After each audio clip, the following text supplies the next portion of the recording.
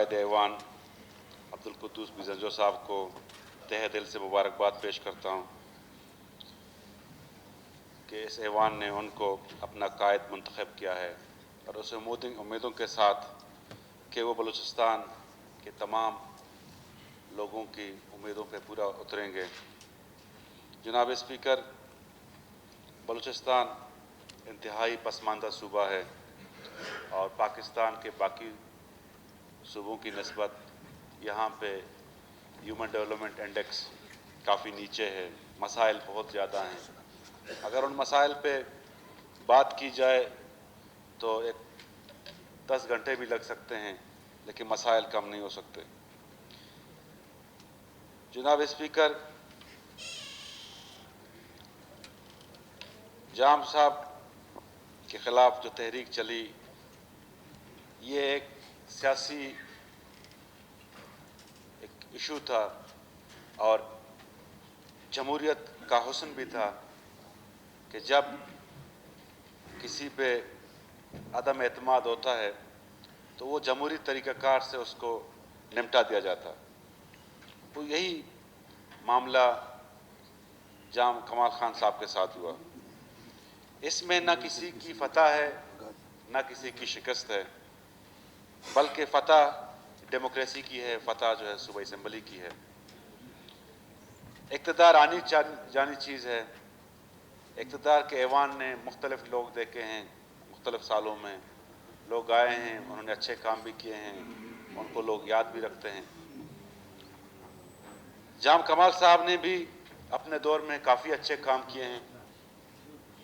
ان کے وقت میں بڑے بڑے یہاں پہ کام ہوئے، ساؤتھ بلوچستان پیکیج، 162 بلین کے پروجیکٹس پچھلے سال اپروو ہوئے تھے، جس میں بڑے بڑے شاہراہوں پہ کام چل رہا ہے، اوشا بواران، نوکنڈی ماشخیل اور دکی چمالانگ، اس کے علاوہ اور بھی بہت سے پروجیکٹس ہیں۔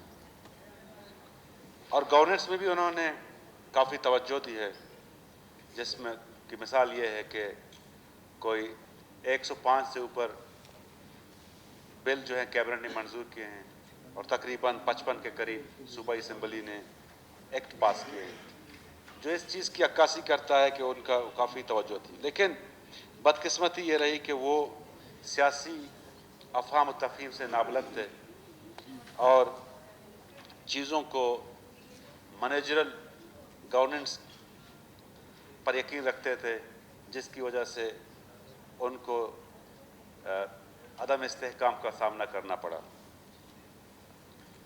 اور جو ہمارے نئے قائد ایوان ہیں، ان کے لیے بھی چیلنجز بہت زیادہ ہیں۔ انہوں نے بھی بلوچستان کی جو پسماندگی ہے، بلوچستان کے لوگوں کی جو غربت ہے، ان کو مد نظر رکھتے ہوئے بلوچستان کو ایک بہتر سمت میں لے جانا ہے۔